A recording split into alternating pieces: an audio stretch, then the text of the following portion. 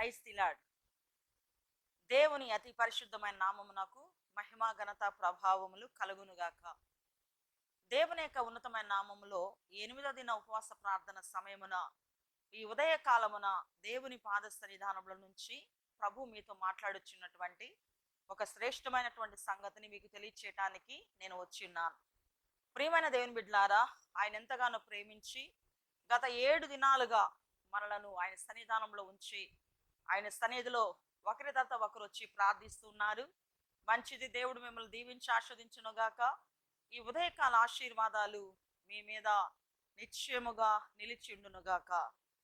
దేవుని వాక్య ధ్యానంలోకి వెళ్దాం. దయచేసి గమనించండి, ప్రార్థన అనేది చాలా ప్రాముఖ్యమైనది దేవుని యొక్క సన్నిధానంలో. ఈరోజు నేను చెప్పబోయేటటువంటి వర్తమానం ఏంటంటే, ప్రార్థించకపోవట పాపం అని దేవుని వాక్యం సెలవిస్తుంది. మనం ప్రార్థన చేయకపోవటం అది పాపముగా దేవుని వాక్యము మనకి ఎంతో స్పష్టముగా తెలియచేస్తుంది. కనుక ఇక ప్రార్థన చేయకపోతే ఎలా పాపం, ఏంటి పాపం అనేది నేను 4 ఇంపార్టెంట్ అయిన విషయాలను నేను మీకు తెలియచేస్తాను. మీరు దయచేసి ఈ వాక్యమును మీరు శ్రద్ధగా ఆలకించి మరి మీ యొక్క ప్రార్థన జీవితాన్ని అధికంగా పెంచుకుంటారని యేసుక్రీస్తు నామములో మీకు మనవి చేస్తూ ఉన్నాను. ప్రార్థన యొక్క ప్రాముఖ్యత ఏంటంటే, ప్రార్థన అనగా సృష్టికర్త అయిన దేవునితో సృష్టించబడిన మానవుడు మాట్లాడుట. ప్రార్థన అంటే ఏంటి? సృష్టికర్త అయిన దేవునితో సృష్టించబడిన మానవుడు మాట్లాడటం. మరి లోకములో అనేక మంది ఏమనుకుంటారంటే, డబ్బు ఉంటే చాలు, డబ్బుతో ఏదైనా కొనగలము, సమాధానంగా ఉండగలము, ఎలాగైనా కూడా మనము మరి వర్ధిల్లగలము, ఎంజాయ్ చేయగలము, మనము అన్ని విషయాల్లో మరి అన్నిటిని సంపాదించవచ్చు అని అనుకుంటూ ఉంటారు. మనీ మేక్స్ మెనీ థింగ్స్ అని అనుకుంటూ ఉంటారు. అయితే డబ్బు ద్వారా అన్నిటిని మనం సాధించలేమన్న సంగతి నిశ్చయముగా ఈ విషయాన్ని మనం ఎరిగి ఉండవలసినది. ప్రార్థన అన్ని కార్యాలను చేస్తుంది, అసాధ్యమైన కార్యాలను కూడా ప్రార్థన చేస్తుంది. ప్రియులారా, దేవుని యొక్క పరిశుద్ధ సన్నిధానంలో ప్రేయర్ మేక్స్ ఆల్ థింగ్స్. ప్రార్థన అన్ని కార్యాలను చేస్తుంది. ఒక ఆమె దగ్గర అధికముగా డబ్బు ఉన్నది, కానీ ఆమెలో భయంకరమైన క్యాన్సర్ వ్యాధి ఉన్నది. 10 లక్షల రూపాయలు తీసుకొచ్చి డాక్టర్ ముందు పెట్టి, ఈ క్యాన్సర్ నుంచి నన్ను కాపాడండి అని నన్ను అన్నప్పుడు ఆ డాక్టర్ గారు, అమ్మా 10 లక్షలు కాదు 10 కోట్లు తెచ్చిపెట్టినా కూడా నీ క్యాన్సర్ వ్యాధిని బాగు చేయలేం, అది చాలా ముదిరిపోయింది. ఫస్ట్ స్టేజీలో వస్తే సరి చేస్తుండే వాళ్ళము, సెకండ్ స్టేజీలో అయినా కూడా ఏదో ఒక సహాయం చేసే వాళ్ళము, కానీ ఎంత మాత్రము కూడా దాన్ని బాగు చేయడానికి కుదరదు అన్నప్పుడు ఆ 10 లక్షల రూపాయలు ఆమె అలాగే తీసుకెళ్ళి అలాగే డస్ట్బిన్లో వేసేసి ఏడుస్తూ వెళ్ళిపోయిందట. నా ప్రియమైన దేవుని బిడ్డలారా, దేవుని యొక్క సన్నిధానంలో ప్రేయర్ మేక్స్ ఆల్ థింగ్స్. ప్రార్థన అన్ని కార్యాలను చేస్తుంది. అందుకే దేవుని యొక్క సన్నిధానంలో ప్రార్థన చేయాలి. దేవుడు మనతో మాట్లాడుతున్నటువంటి మాట ప్రార్థన. మరి దేవుని యొక్క సన్నిధానంలో మనలను కాపాడేటటువంటి బలమైనటువంటి ఆయుధం. అలాగే ప్రార్థన శత్రువు ప్రవేశించలేని బలమైన కోట అని ఒక దైవజనుడు చెప్పాడు. హడ్సన్ టైలర్ అనేటటువంటి దైవజనుడు, ఆయన ప్రార్థన చేయకుండా సూర్యుడు రాడంట. జానాక్స్ అనే దైవజనుడు, స్కాట్లాండ్ దేశాన్ని నాకు ఇవ్వు లేదా నా ప్రాణం తీసుకో ప్రభు అని ప్రార్థించినప్పుడు దేవుడు ఆయనకు స్కాట్లాండ్ దేశాన్ని మరి ఇచ్చి రక్షణలోకి నడిపినట్లుగా చరిత్రలో మనకు తెలియచేస్తుంది. ఒక మనిషి పనిచేస్తే మరొక మనిషి కూడా పనిచేస్తారు. ఒక మనిషి పనిచేస్తే మరొక మనిషి పనిచేస్తారు. మనిషి ప్రార్థన చేస్తే దేవుడు పనిచేస్తాడు. కాబట్టి దేవుని యొక్క సన్నిధానంలో మనము ప్రార్థన చేయటం అనేది ఆయుధముగా తీసుకోవాలి. నా ప్రియమైన దేవుని బిడ్డలారా, మరి ఈరోజు నేను మీతో చెప్పబోయేటటువంటి మాట ఏంటంటే, మరి మోర్ ప్రేయర్ మోర్ పవర్. ఎక్కువ ప్రార్థన ఎక్కువ శక్తిని ఇస్తుంది, తక్కువ ప్రార్థన తక్కువ శక్తిని ఇస్తుంది. కాబట్టి దేవుని యొక్క సన్నిధానంలో మనం ఎక్కువగా ప్రార్థించే వారముగా ఉండాలని దేవుని వాక్యము తెలియజేస్తుంది. దయచేసి గమనించండి, ప్రార్థన చేయకపోవటం ఎలా పాపము అనేది మన పరిశుద్ధ గ్రంథంలో చూస్తే, మొదటి సమూయేలు గ్రంథము 12వ అధ్యాయము 23వ వచనము మనం చూస్తే ప్రియులారా, మొదటి సమూయేలు గ్రంథము 12వ అధ్యాయము 23వ వచనం, నా మట్టుకు నేను మీ నిమిత్తము ప్రార్థన చేయుట మానుట వలన యెహోవాకు విరోధముగా పాపము చేసిన వాడనగుదును, అది నాకు దూరమగును గాక, కానీ శ్రేష్టమైన చక్కని మార్గమును మీకు బోధింతును. తమిళ్లో చదువుదాం.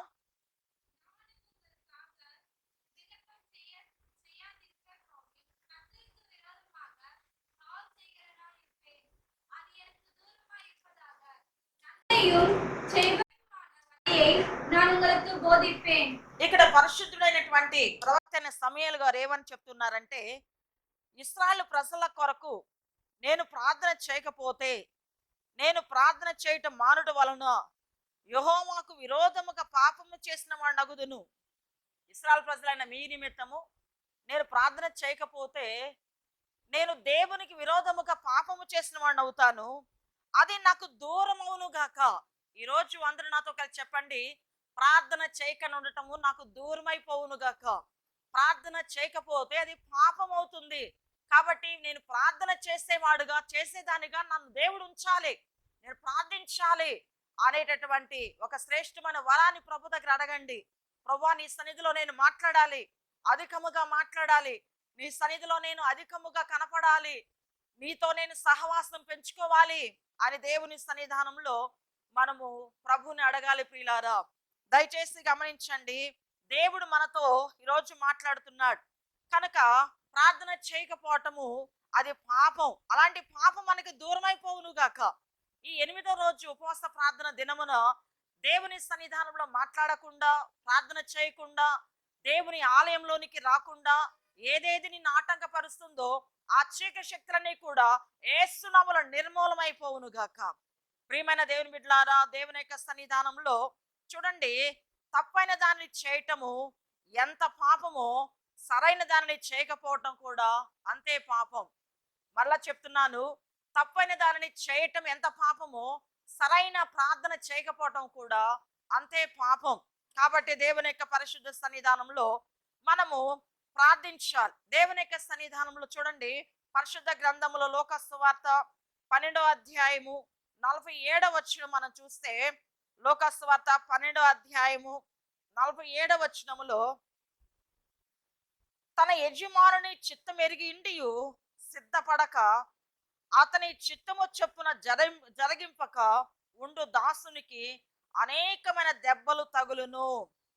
చూడండి ప్రియమైన దేవుని బిడ్డలారా, ఇక్కడ ప్రభువైన యేసుక్రీస్తు వారు తెలియజేస్తున్నారు, తన యజమానుని చిత్తం ఎరిగి ఇండియు సిద్ధపడక అతని చిత్తము చొప్పున జరిగింపక ఉండు దాసునికి అనేకమైన దెబ్బలు తగులును అని మనం చదువుతున్నాం. యజమానుని చిత్తం ఏంటి అంటే ప్రార్థన చేయటం. మన యజమానుడు మనకేం చెప్తున్నాడు అంటే ప్రార్థన చేయమని. ఆ విషయాన్ని మనం ఎరిగి కూడా చేయకపోతే అనేక దెబ్బలు మనకు తగులుతాయి, అనేకమైన శోధనలో మనం చిక్కుపడిపోతాం, అనేకమైనటువంటి వ్యాధంలో మనం ఉండిపోతాం. దయచేసి దేవుని యొక్క సన్నిధానంలో ఈ ఉపవాస ప్రార్థనను మనము సద్వినియోగపరచుకుంటూ మన అధికముగా ప్రార్థించే వారముగా ఉండాలని దేవుని వాక్యము మనకెంతగానో తెలియచేస్తూ ఉంది. కాబట్టి ప్రియమైన దేవుని బిడ్డలారా, యాకోబు రాసిన పత్రిక 4వ అధ్యాయం 17వ వచనం మనం చూస్తే, యాకోబు రాసిన పత్రిక 4వ అధ్యాయము 17వ వచనములో ఇలా రాయబడినది దేవుని యొక్క సన్నిధానంలో, 4వ అధ్యాయం 17వ వచనం, కాబట్టి మేలైనది చేయనెరిగియు అలాగు చేయని వానికి పాపము కలుగును. తమిళ చౌదా, நன்மை செய்ய அறியாதவனாய் இருந்தும் அதை செய்யாமற் போனால் அது அவனுக்கு பாவமாய் இருக்கும். కాబట్టి మేలైనది చేయనెరిగియు అలాగు చేయని వానికి పాపము కలుగునని దేవుని వాక్యం సెలవిస్తుంది. కాబట్టి మేలు ఏంటి అంటే ప్రార్థన చేయటం. ప్రియమైన దేవుని బిడ్డలారా, దేవుడు మనతో మాట్లాడుతూ ఉన్నారు కనుక ప్రార్థన చేయకపోతే దేవుని హృదయము దిగులు పడుతుంది, దేవుడు బాధపడతాడు, దేవుడు వేదన పడతాడు. ప్రార్థన చేయటమే దేవుని చిత్తమైనది. నా ప్రియమైన దేవుని బిడ్డలారా, దేవుడు మనతోటి మాట్లాడుతున్న ఈ మాటలను అందరూ కూడా శ్రద్ధగా ఆలకించి ఈ ప్రార్థన జీవితంలో మీరు ముందుకు సాగి రావాలని దేవుని పేరిట మనవి చేస్తూ ఉన్నాను. దయచేసి గమనించండి, ఈ ప్రార్థన చేయకపోవటము ఎలా పాపము అనే 4 విషయాలు నేను మీకు తెలియచేస్తాను. దయచేసి ఈ 4 విషయాలు కూడా మీరు మీ హృదయంలో గుర్తుంచుకొని, ఈ యొక్క 4 విషయాలు మనం ఎన్నడూ కూడా ఈ 4 విషయాల్లో మనం ఉండకుండా, బలహీనలు కాకుండా ఉండాలని క్రీస్తు పేరట మనవి చేస్తూ ఉన్నాను. దయచేసి గమనించండి. నెంబర్ 1, ప్రార్థించకపోవటం నిర్లక్ష్యం అనే పాపం. మనము ప్రార్థన చేయకపోవటం అంటే మనలను ఒక పాపం ఏలుబడి చేస్తుంది. ఏంటి ఆ పాపం అంటే నిర్లక్ష్యం. రేపు చేద్దాం, ఇంకొంచేపు ఆగి చేద్దాం, తర్వాత చేద్దాం, పని చేసుకుని చేద్దాం, కొంచెం పండుకొని లేచి చేద్దాం, ఆహారం తిన్న తర్వాత చేద్దాం, పనికి వెళ్ళొచ్చి చేద్దాం. ఇలాగూ నిర్లక్ష్యం అనే పాపం మనలను ఏలుబడి చేస్తుంది. ఒక దేవుని బిడ్డ ప్రార్థన చేయకపోతే దేవుడు చాలా బాధపడతాడు పిల్లరా. దేవుని బిడ్డలు దేవునితో మాట్లాడాలని ప్రభు కోరుకుంటూ ఉన్నారు కనుక దేవుని యొక్క సన్నిధానంలో ఇతర ఆత్మీయ విషయాలు కూడా మన నిర్లక్ష్యం చేస్తాం. ప్రార్థన చేయకపోతే ఆత్మ విషయాల్లో మనకి ఎందులో కూడా ఆసక్తి ఉండదు, అన్ని నిర్లక్ష్యం అయిపోతాయి. కాబట్టి దేవుని యొక్క సన్నిధానంలో దయచేసి గమనించండి, మనము దేవుని యొక్క సన్నిధానంలో పరిపూర్ణముగా మరి ఆరోగ్యకరముగా ఆయన సన్నిధానంలో ప్రార్థించాలి. ప్రార్థించటానికి మనల్ని దేవుడు ఏర్పాటు చేసుకుని ఉన్నాడు. దయచేసి గమనించండి, దేవుడు మనతోనే మాట్లాడుతున్నాడు ప్రియులారా. కనుక ప్రార్థన చేయకపోవటం వలన మనము శ్వాస పీల్చుకోకపోతే ఎలా బ్రతకలేమో, అలాగే ప్రార్థన చేయకపోతే మనం బ్రతకలేం. ఆత్మీయతలో మన సమస్యలిపోతాం.